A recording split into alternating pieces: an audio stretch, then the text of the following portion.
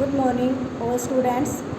आज मैं आपको 10th क्लास में आपकी हिस्ट्री का सेकंड लेसन करवाने जा रही हूँ। भारत में राष्ट्रवाद क्या होता है? राष्ट्रवाद का मतलब है कि अपने राष्ट्र को एकता के सूत्र में बांधना, अपने राष्ट्र के लिए प्यार होना, अपने राष्ट्र के लिए प्रेम होना। ये जो राष्ट्रवाद की भावना है ये हमें बाकी देशों से भिन्न यानी कि अलग दिखाई देती है। जो अगर हमारे में कुछ अलग है, कुछ भिन्नता है हमारे देश में, तो वो बाकी देशों से हमें अलग ही दिखाई देगी। तो एकता के सूत्र में बांधना यानी कि तरह तरह की भिन्नता यानी कि भिन्न भिन्न होने के बाद भी हमारा देश एकता के सूत्र में बंधा हुआ है।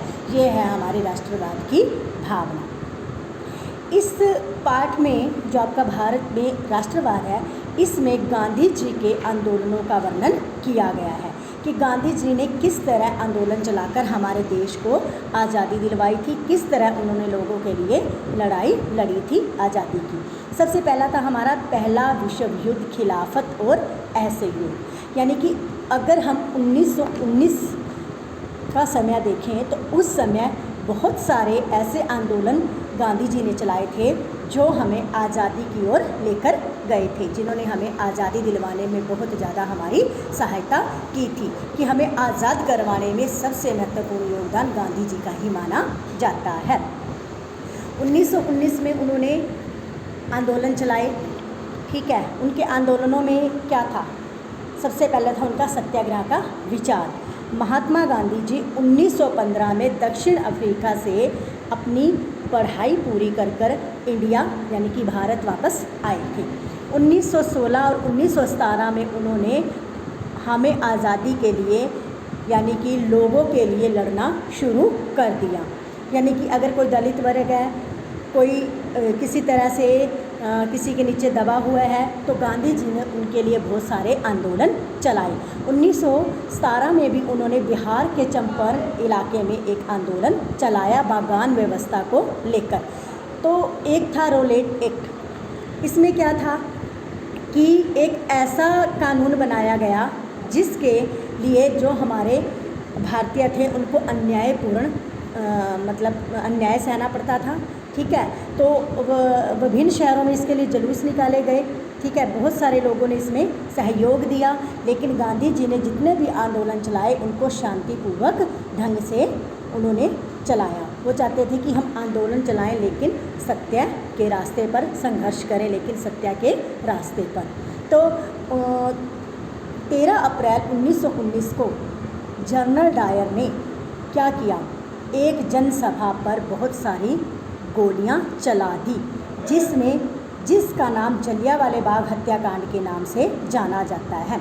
आप लोग पढ़ते ही आ रहे हो कि जलियांवाला बाग हत्याकांड क्या था। उसमें जनरल डायर ने निर्दोष लोगों पर गोलियां चलाई, जिससे हजारों की तादाद में बेकसूर लोग मारे गए। तो गांधी जी ने इसके लिए भी अपना आंदोलन चलाया। उन्होंने जनरल डायर के खिलाफ एक आंदोलन शुरू कर दिया। तो उसके बाद आया हमारा असहयोग। क्यों? क्योंकि महात्मा गांधी जी ने क्या कहा था कि भारत में ब्रिटिश जो सहयोग है उसको स्थापना हो चुकी है, शासन इसके सहयोग के कारण ही चल रहा है। अगर भारत के लोग क्या करें, अपना सहयोग वापस ले लें, तो ब्रिटिश सरकार ढह जाएगी और स्वराज्य की स्थापना हो जाएगी। वो सहयोग के दौरान ही इन आंदोलनों को जीतना चाहते थे। 1920 में उन्होंने असहयोग आंदोलन की स्थापना की थी, ठीक है। धीरे धीरे यह जो उनका असहयोग आंदोलन था पूरे देश में फैलता गया, ठीक है। उन्होंने बहुत सारे आंदोलन और शुरू किए। 1921 में उन्होंने असहयोग खिलाफत आंदोलन शुरू किया। इस आंदोलन में क्या था? बहुत सारे सामाजिक समूहों ने अपना हिस्सा लिया। शहरों में आंदोलन, धीरे धीरे क्या हुआ कि असहयोग आंदोलन की जो शुरुआत थी गांधी जी ने शहरों से की। शहरों के लोग इस आंदोलन में जुड़ने शुरू हो गए। उन्होंने बढ़ चढ़कर इस आंदोलन में भाग लिया। खादी का कपड़ा लोग पहनने लगे, ठीक है। उन्होंने जो अंग्रेजी सामान था उसका बहिष्कार करना शुरू कर दिया। उनके अंदर बहिष्कार की भावना पैदा हो गई कि हम अपने देश का ही जो भी चीज़ है अपने देश का ही यूज़ करेंगे, अपने देश की बनी हुई चीज़ों का ही इस्तेमाल करेंगे। उसके बाद धीरे धीरे ग्रामीण इलाकों में ये वाला असहयोग आंदोलन शुरू हुआ। शहरों के बाद ग्रामीण इलाकों में ये आंदोलन आ गया। जैसे शहरों में लोगों ने बहिष्कार किया इन चीज़ों का, वैसे ही गांव के लोगों ने भी चीज़ों का बहिष्कार करना शुरू कर दिया और धीरे धीरे ये आंदोलन एक जन समूह के रूप में सामने आया। बागानों में स्वराज, महात्मा गांधी जी के विचारों से क्या हुआ कि एक मज़दूर को अपनी समझ आ गई। मज़दूर क्या था? मज़दूर बिना कम वेतन में काम करता था, लेकिन गांधी जी के आंदोलनों से मज़दूरों को अपनी जगह, अपना अस्तित्व समझ में आने लग गया। धीरे धीरे सभी समूह के लोग गांधी जी के आंदोलनों से जुड़ने शुरू हो गए। गांधी जी ने एक नारा उन्हें बताया कि स्वतंत्र भारत, कि हमें अपना भारत आज़ाद करवाना है, इसके लिए चाहे हमें जो भी करना पड़े। इसके बाद गांधी जी ने सविनय अवज्ञा शुरू किया। ये उन्होंने 1922 में असहयोग आंदोलन वापस लिया। क्या था ये असहयोग आंदोलन की? बहुत सारे लोगों पर लाठीचार्ज किया गया, जिससे लोगों ने गुस्से में आकर एक पुलिस चौकी को आग लगा दी, जिसमें 22 पुलिस चौकी मरकर जलकर राख हो गए थे। तो गांधी जी ने धीरे धीरे अपने आंदोलनों को नया रूप देना शुरू कर दिया। ठीक है। उसके बाद 1928 में कमीशन भारत पहुंचा। ठीक है। इसका गांधी जी ने बहिष्कार किया। क्यों? क्योंकि इस कमीशन में, साइमन कमीशन में 7 लोग थे इसके सदस्य, जो कि सारे के सारे अंग्रेज थे। इसमें एक भी भारतीय सदस्य नहीं था। उसके बाद नमक यात्रा शुरू हुई।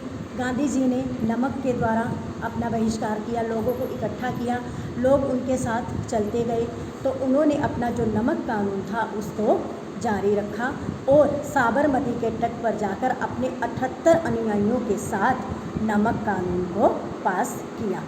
तो इस तरह लोगों ने आंदोलन को कैसे लिया? लोगों ने क्या किया? लोग जन आंदोलन के जरिए गांधी जी से जुड़ते गए। किसान हो, मजदूर हो, कोई भी वर्ग हो, वो धीरे धीरे सब गांधी जी के साथ नेतृत्व करते गए। तो गांधी जी ने कई ऐसे आंदोलन चलाए, सभी अन्याय अवज्ञा आंदोलन। इसकी कुछ सीमाएं थी। गांधी जी ने ये कहा था कि सत्य के राह पर चलकर हम अपने इन कानूनों को, इन आंदोलनों को लड़ेंगे। ये दलितों के लिए चलाया गया कानून था, जिसमें दलित लोग आते थे, मजदूर लोग आते थे।